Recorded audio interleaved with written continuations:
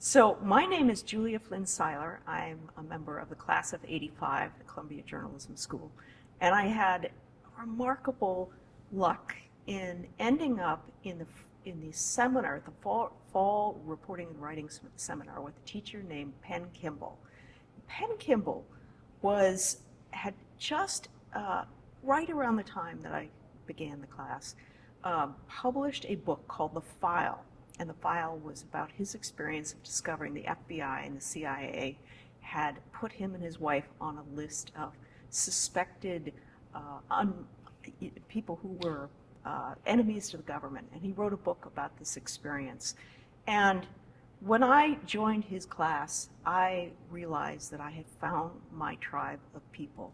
I was so inspired by Penn Kimball and by the other people in that class who, to this day, are some of the colleagues that I respect and admire the most. And we keep in touch, we support each other's work. It was such an inspiring experience for me to meet this group of people. I lived at International House, which was also a fantastic experience, and came across a member of my class named Mark Mathabani, who wrote a book while he was at journalism school called Kafir Boy, about his experiences as a black boy growing up in South Africa. It really was as if the scales fell from my eyes, my experience of going to Columbia, and people telling these remarkable stories of their lives.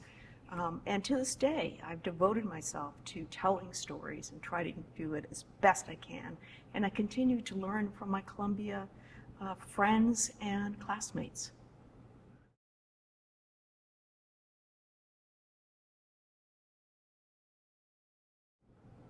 Well, one of the things I'll never forget was my final evaluation from Penn Kimball.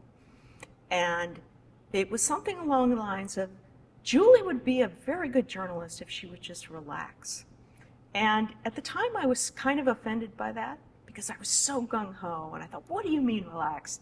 And as I've been a writer for the last 30 years since that time, now I understand what he means in terms of allowing myself to get into a more creative, open space. And I'm not saying it very well, but if you clench, you're not going to do your best writing. I think that's what he meant to say.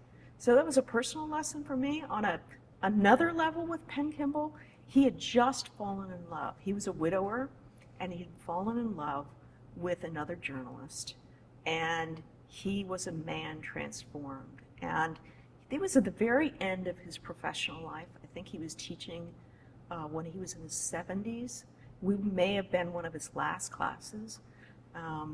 And in terms of reinvention, he taught me a lot about, personally, about how one's life can take different turns, and there can be quite a remarkable reflowering in some ways. So I learned that from him as well.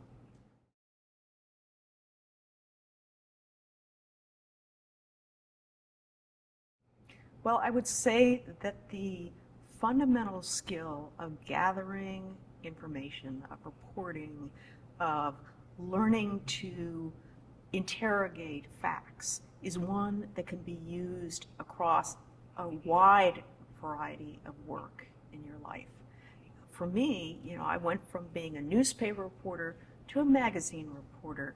Then I did, now I'm doing radio producing, and I'm an author. And the common thread is that the journalism school taught me how to dig for facts and question them in a fundamental way. And it was great skill, it was a great experience. Well, I think in terms of community, I found my people at the Columbia Journalism School. I mean, to this day, I don't think I found a group of people that are more fun to get together in terms of parties and just talking about where the world is going. I mean, journalists are communicators and they're storytellers, and particularly at Columbia, you get a very high-powered, very energized group of people. I had really struggled in college. I didn't know what I was doing. I was the classic You know, I put together a major at the very end based on, you know, the vast range of kind of history and sociology and literature courses I had taken. I just didn't know what I was doing, which is fine. But it all came together at journalism school. Because what am I doing? I'm learning to be a storyteller.